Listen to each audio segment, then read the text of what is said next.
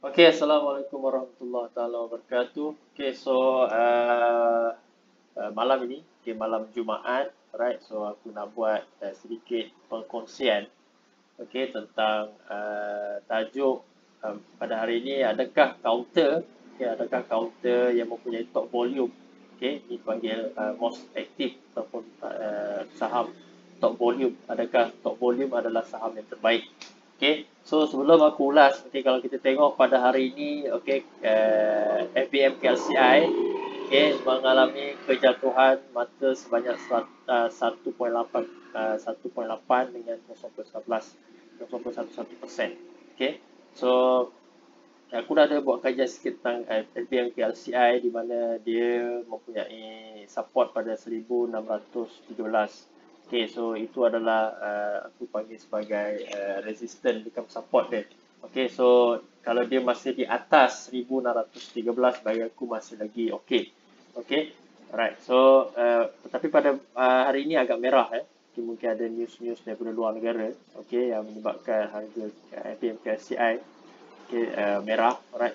So pada hari ini sahaja ada 787 okay, counter jatuh dengan 347 counter naik dan 417 counter tidak berubah. Okay, so agak negatif pada hari ini. Okay, so banyak yang sell, okay, selling pressure, alright. So kalau kita tengok kepada indeks, okay, sektor beberapa sektor, kalau kita tengok hanya sektor construction, okay, sektor plantation and sektor healthcare sahaja yang menunjukkan positif. Okay, so tapi positif pun tak berapa banyak positif, tak banyak sangatlah dia naik. Alright, so kebanyakan sektor pada hari ini negatif. Okay, consumer, okay, industrial product, teknologi. Okay, paling negatif sekali adalah energy lah. Okay, kalau kita tengok, okay, dengan negatif, okay, 2.95%. Okay, dengan 29.22 mata jatuh. Okay, alright, so itu adalah review sikit tentang sektor. So agak negatif pada hari ini.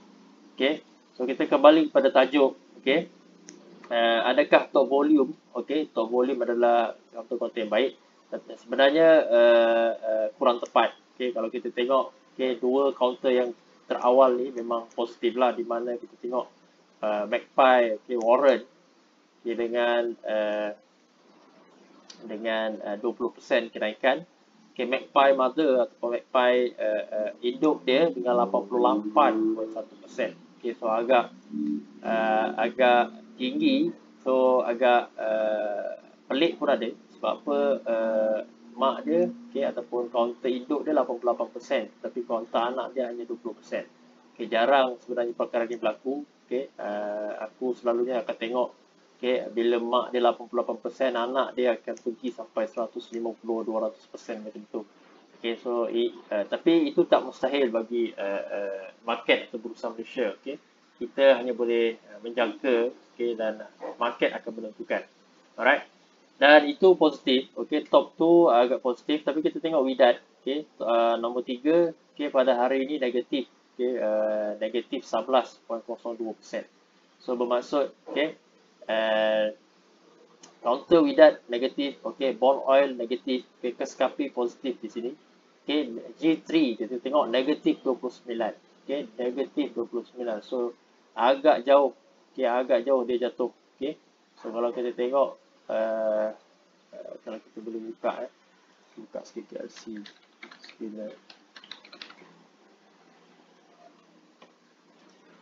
Okay, kita buat analisis sikit. Alright, Widat, kita tengok G3 lah, Widat, kita tengok Widat lah, Widat. Okay, kita tengok Widat. Alright, kita ambil top 3 lah kita ambil top 3. Alright, so kalau kita tengok Widat tengok carta Widat sikit. Alright, so Widat, kalau kita tengok dia telah membuat reversal candle dekat pada, apa saya pernah review, okay, pada 10 hari bulan 3 dia ada buat reversal candle kat sini. Okay, so aku gelar ni sebagai reversal bullish, okay, bullish engulfing. Okay, bullish engulfing telah wujud dekat sini. Alright, so sebelum dia ada selling pressure dekat sini, okay, bermaksud dia berhenti sebentar sebelum dia meneruskan kenaikan.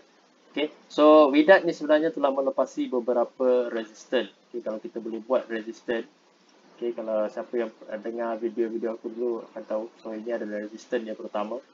Okay, so resistance yang kedua dekat sini. Okay, resistance kedua dekat sini pun dia lepas. Okay, so kalau kita tengok ada tak resistance lain seperti itu. Oh, tak ada. Okay. Ada satu ni. Okay, pada Julai 2014. Okay, dia cuba untuk melepasi that resistance sebenarnya tapi gagal. Alright, sebelum dia tutup pada harga, dia pernah sampai pada harga tinggi dekat sini. Okay, Widat pernah sampai pada 80 sen. Oh, tinggi semua. Okay, kita tengok 80 sen dia pernah capai sebelum dia mengalami selling pressure yang amat tinggi. So kalau kita tengok dia menembusi beberapa resistance. Dia cuba untuk sampai ke resistance dia pada yang paling tinggi pada 81 sen kat sini. Okey, 81 sen kat sini. Okey. Alright, 81 sen tu paling tinggilah. Okey, tetapi dia gagal untuk dia sampai ke 80 sen. Dia jatuh kembali. Okey. So bermaksud okey, petanda-petanda awal sudah ada sebenarnya sebab kalau kita tengok okey, kalau kita tengok candle ni mempunyai shadow candle yang amat panjang di sini. Right, bermaksud belian tu ada some pressure kepada belian menyebabkan seller press turun ke bawah. Okay, so pada hari selepas pada hari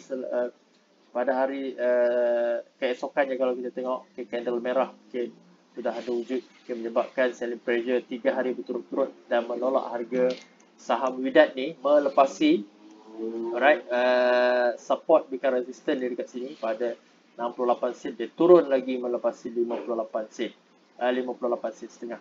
Okay, so sekarang ni next, okay, kalau boleh cakap next support dia adalah pada area sini. Okay, kalau aku boleh buat kat sini lah. Okay, 55 sen. So itu okay, dia pernah pecah 55 sen. Alright, so kalau dia pecah lagi 55 sen ni dia akan terus turun ke bawah. Okay, terus turun ke bawah. Okay, dia akan terus turun ke bawah lagi. Okay, so dia kena bertahan pada 55 sen untuk dia cuba untuk kembali naik. Alright, so kalau kita pasang beberapa indikator. Okay, pasang beberapa indikator ke tengok MACD. So, kalau kita tengok MACD, alright, so kalau kita tengok MACD, okay, so MACD sebenarnya dah terlalu tinggi. Okay, terlalu tinggi. Okay, so ada potensi sebenarnya counter ni untuk bergerak naik sebab apa? Dia ada dia masih di atas kosong tetapi mungkin terlalu tinggi. Kalau kita tengok pada histogram ni dah terlalu tinggi. Alright, terlalu tinggi, that's why dia berundur ke bawah.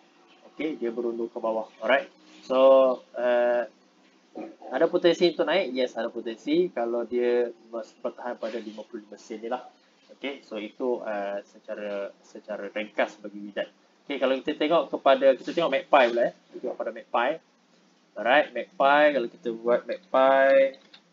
Okay, MACPI. Okay, so kita cuba untuk review MACPI dengan MACPI Warren. Okay, so kita tengok pada MACPI. Okay, MACPI mark dulu. Okay, ataupun MACPI induk dia. Alright, so MACPI sebenarnya kalau kita tengok, okay, dia mempunyai resistance. Resistance pada area sini. Okay, pada area sini. Alright, so pada 31 sen. Okay, 31 sen ni adalah resistance jangka panjang dia. Okay, aku boleh cakap resistance jangka panjang lah. Okay, dan dia mempunyai resistance satu lagi di area sini. Okay, di area sini 28 sen. Okay, so ini adalah dikatakan resistance jangka pendek. Okay, so kalau kita tengok MACPI ni pergerakan dia nak kata bentuk pattern tak nampak pattern lah. So kalau kita pasang beberapa indikator, okay, kita tengok indikator ya. Okay, tengok indikator. Alright, so indikator MACD. Alright, so kalau kita tengok indikator MACD dia telah ada petanda okay, persilangan pada area sini. okay, pada 17 sen, 18 sen lagi dah ada petanda, okay, dia nak bergerak naik, okay, nak bergerak naik. Alright, so tu secara MACD kalau kita pasang kepada RSI stokastik, okay, RSI, alright, RSI dan stokastik. Okay, so RSI stokastik kalau kita tengok adakah ada wujud sebarang ya, ada wujud bullish divergence. Kalau kita boleh tengok, okay, kalau kita boleh detect, okay, satu bullish divergence telah wujud pada MACD. Kalau kita ambil area sini, okay, area sini dan area sini, okay, kalau kita tengok, okay, kita ambil harga pada area sini dan area sini, right, di mana harga lebih kurang sama dan harga berada di lingkungan oversold di area sini. Okay, so RSI telah menunjukkan, okay, kalau kita tengok trend dekat sini, okay, ada menunjukkan bullish, okay, bullish divergent. Okay, so ada petanda, okay, saham ni bergerak naik. Alright, ada petanda bahawa saham ni bergerak naik. Alright, so itu adalah salah satu tanda, okay, wujudnya bullish divergent di bahagian kedua-dua oversold dekat sini. Kalau kita boleh ambil oversold dekat sini, okay, dan oversold di area sini, okay, so jangan terlalu perfect so dia dah sampai ke oversold dekat sini, okay, hampir-hampir dikatakan oversold. Alright, dah ada wujudnya bullish divergent, so ada petanda-petanda bahawa counter ni ini bergerak naik. Alright, counter ni ini bergerak naik. Okay, apa lagi? Okay, so itu bullish divergent. Alright, so kita tengok sikit kepada MACD warrant. Okay, MACD warrant. Alright, MACD warrant. Okay, kalau MACD ni, okay, sebelum aku tutup ni, MACD induk ni, okay, so MACD induk ni telah menembusi beberapa resistance.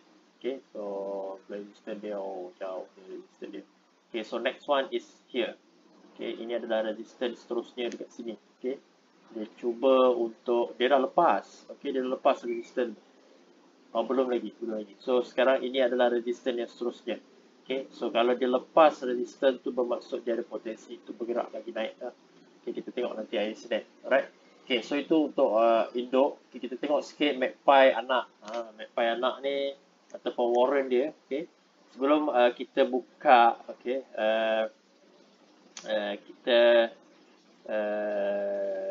kita membeli warrant. Okay, so kita selidik sikit warrant ni macam mana. Warrant MACD ni, okay, aku masih baru lagi. Okay, okay, yang paling penting kita tengok pada maturity date dia 2024. Okay, baru lahir saja 993 itu, so ada 3 tahun. Dengan strike value 0.16 strike value, dengan share price dia 0.55%. Okay, so in the money. Alright, boleh dikatakan ini adalah warrant in the money. Alright, so di mana kalau dia expired kita boleh tebus kepada harga mark dia. Alright, tetapi okay, ni adalah salah satu warrant yang aku kurang minat lah. Okay, di mana share price dan juga strike value dia dah berada agak jauh. Okay, kalau kita tengok alright, so mungkin itu juga mempengaruhi pergerakan warrant ni.